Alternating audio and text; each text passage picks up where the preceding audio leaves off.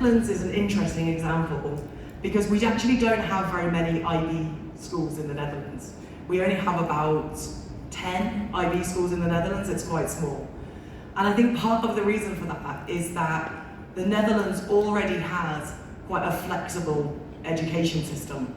So they don't feel there's as much need for the IB perhaps. But I think what's really interesting with the IB is that the kinds of schools that the IB is in is really changing. When the IB started, it was a lot, in the 1960s, it was a lot of private international schools.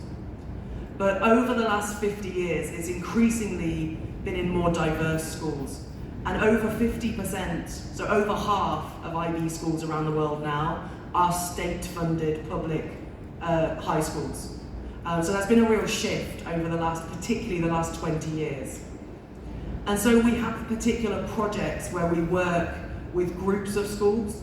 So we have, for example, the project here in Korea, but we also have a project, for example, with Chicago public schools in Chicago.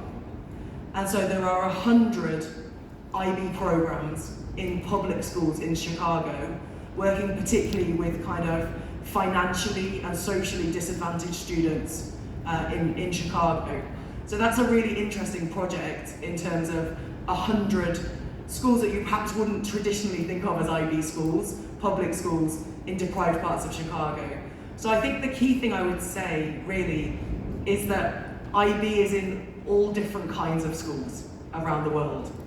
It's in a school in Singapore, the United World College in Singapore, which is the world's largest international school with 6,000 international students from 100 different countries. But it's also in this under-resourced Chicago public school in a deprived area of Chicago. And I think that's what we've been really trying to focus on at the IB, is growing and expanding and showing how the IB can be for anyone and for everyone and can really make a difference. So there's a real mix, I would say, all over the world now.